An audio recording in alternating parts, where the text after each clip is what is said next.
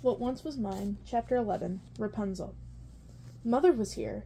Too many emotions coursed through Rapunzel's head, like the winds in fall that whipped clouds into rapidly changing shapes. Excitement. Visits from her mother were always a welcome diversion. Since Rapunzel had grown older, Gothel only spent part of her time in the tower. Mostly her visits were on Tuesdays and Thursdays, after 3, but sometimes she would show up suddenly, unannounced, a surprise, almost like she was checking up on Rapunzel, making sure she was still there, which of course was absurd. Where would Rapunzel go? Excitement also because Gothel sometimes brought a gift. Rapunzel at 19 was still young enough to hope for such things. But even if there was no material present, the older woman always cooked something delicious. Beautiful vegetables from her garden, game from a huntsman, or other lovely things foraged and found in the woods around her cottage. But lately, added to the excitement was something else. Something just the slightest bit off, a daub of gray and sunny yellow paint. Something unsettled and anxious. It might almost have been trepidation. Younger Rapunzel had accepted Mother Gothel in all her forms and all her moods, listened closely, and taking her word to heart no matter what they were, and always assuming they were said with love. But some of the things Gothel said with a laugh, funny things, just didn't seem that funny anymore. They hurt. Even after she apologized or told her daughter not to take it too seriously, but also accused her of being too sensitive. Sometimes Rapunzel would spend hours in front of the mirror once her mother had left or gone to bed, wondering what she meant about snub nose and funny-shaped freckle and sort of angular, unwomanly hips. And besides all that, there was now the question about the floating lights, which kind of led to nervousness, maybe even panic. How would Gothel react? Would by the end of this day Rapunzel be sadly disappointed or transported by joy about to set out on an amazing adventure? She was pretty sure it would be the second thing.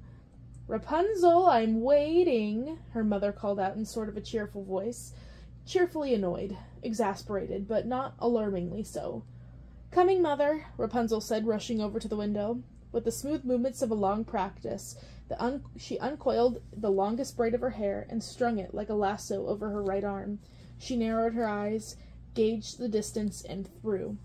Of course, she would just have dropped the length of her hair down, but she liked getting it to sail through the air, unraveling its coils prettily as he went.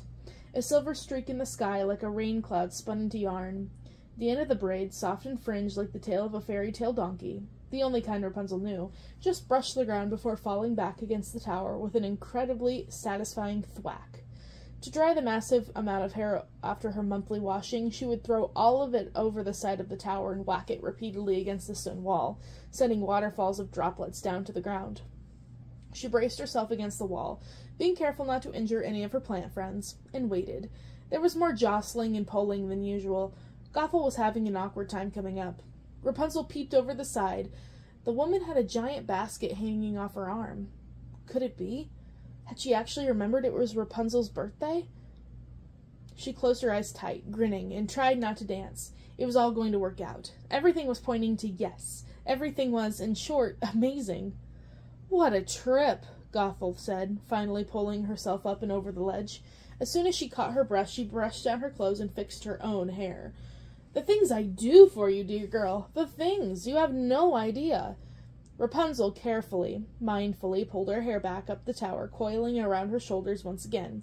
She had to wait for Gothel to settle before trying to hug her, but she just couldn't help herself. Strongly and gleefully she wrapped her arms around the still panting woman. All right, let's not overdo it now." Gothel pulled away and straightened her dress again, a well-sewn gown in burgundy that perfectly fit her tiny waist and torso. She had no cloak today, nor thong to tie up her thick black hair. Rapunzel drank her in for a moment. This woman had been her mother and sole companion for 19 years. She hadn't aged a day. There wasn't a single silver strand against her luscious locks. The only submission to time was the some shrinkage. While she was still taller than her adopted daughter, it was only by a slimmer margin every year. Gothel was too busy primping herself to notice the study of her form at first. When she finally did, she playfully hit at Rapunzel. "What are you staring at little old me for?" she asked coyly. "Is something wrong? Is there a wrinkle?" She dashed over to the mirror in sudden worry, pulling back the skin around her eyes with the tips of her fingers. No, Mother, don't be silly, Rapunzel said, kissing her on the cheek. I was just thinking about you. Us. You look like a cat with a bird to spit on, Gothel said a little suspiciously. Then she brightened and picked at something at her daughter's hair. Is that a new charm? Oh, it's very fetching. Rapunzel put a finger on the one she thought her mother meant. A little Hamsa. No. You gave it to me last Christmas. Where would I get a new charm? But the older woman was already turned around and doing something else, no longer paying attention. It's getting a little jungly in here. You know, dear, two of us have to share this space. At least part of the time. Roomies. Rapunzel was thrown by this change of subject, but only for a moment. She looked left and right, as someone raised among other actual people, and not puppets, might do when looking for an ally, support, a shared eye roll. But of course there was no one. Mother, she said, taking a deep breath. Mother, we need to talk. This was exactly how it went when she rehearsed it, and a quick sideways glance into her mirror confirmed that she had even looked the part she had imagined. Back straight, serious expression, hands modestly clasped, chin firmly out, mature, sensible. What? Rapunzel, stop mumbling. Gothel was expecting the plants she had just maligned, picking irritably at their leaves. Why don't you ever grow any flowers? Something to brighten up this place? I'm not mumbling, Rapunzel began, and then quickly tamped herself down. She didn't want to seem like an argumentative little child. Mother, she began again, which more clearly, but not louder. Do you know what today is? Blur's Day, her mother asked lightly, and then laughed at her own joke. Who cares, darling? Weekdays are for peasants. It's my birthday, Rapunzel pressed on, deciding not to dwell on whether her mother actually knew that and was teasing, or had entirely forgotten it after all. Oh, we don't know that for certain, the older woman said with a sigh of obviously giving in. When I took charge of you, you were already a few days old. You know that, Rapunzel. I've told you the story so many times. Don't you ever listen? Well, it's this week anyway, Rapunzel said, determined, and I chose this particular day years ago, but never mind. The point is, I am turning 19 this year. Gothel had left the plants and was now playing with a little moose figurine Rapunzel had made during the 6-month whittling intensive she had put herself through 2 years ago, modeled after one of that once got caught in her pantry. She was sad to see the tiny chittering thing go, but it wasn't happy in the tower. And? She asked distractedly. Rapunzel was again taken aback. Gothel never spoke in short sentences, and she always argued about age and years. She hated being reminded of them and her daughter's growth and the passage of time. Strange that she wasn't disagreeing or putting up a fuss now. Well, turning 19 means that I'm an adult, by any definition, Rapunzel continued, standing up straight as she could. Grown up and responsible and things. Which brings me to my next point.